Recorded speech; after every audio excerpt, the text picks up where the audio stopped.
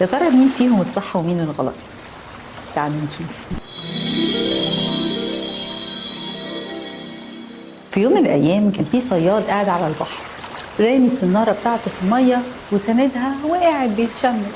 كان مستني كده السنارة تغمز عشان ياخد السمك، يبيع اللي يبيعه واللي يتبقى ياخده يتعشى مع ولاده ومراته، ولو اتبقى شوية وقت آخر الليل يروح يقعد على القهوة مع أصحابه وقاعد آخر روقان.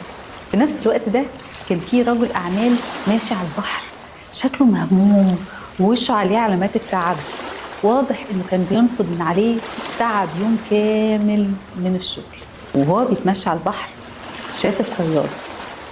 المنظر ده بالنسبة له منظر غريب جدا وشوية مستفز، فراح الصياد يتكلم معاه.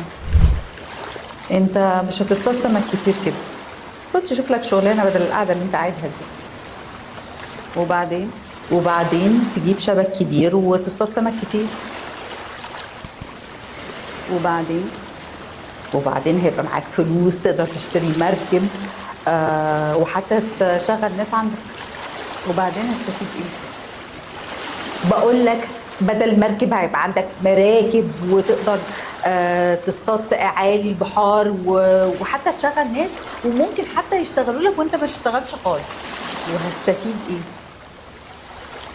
هو ايه اللي هتستفيد ايه؟ بقول لك هتبقى غني جدا جدا جدا جدا وهيبقى عندك فلوس كتير جدا وممكن ما تشتغلش خالص بعد كده في حياتك، وانت حتى ممكن تقعد على البحر تتفرج على الغروب من غير ما تشيل هم خالص. وانت شايفني بعمل ايه؟ رجل الاعمال عنده وجهة نظر، والصياد برضه عنده وجهة نظر. محدش يعرف مين الصح ومين الغلط. تفتكروا انتوا مين فيهم الصح ومين الغلط؟ وتوتة توتة خلصت الحدوتة. يا رب تبقى حلوة ومش ملتوتة. اشوفكم المرة الجاية. سلام.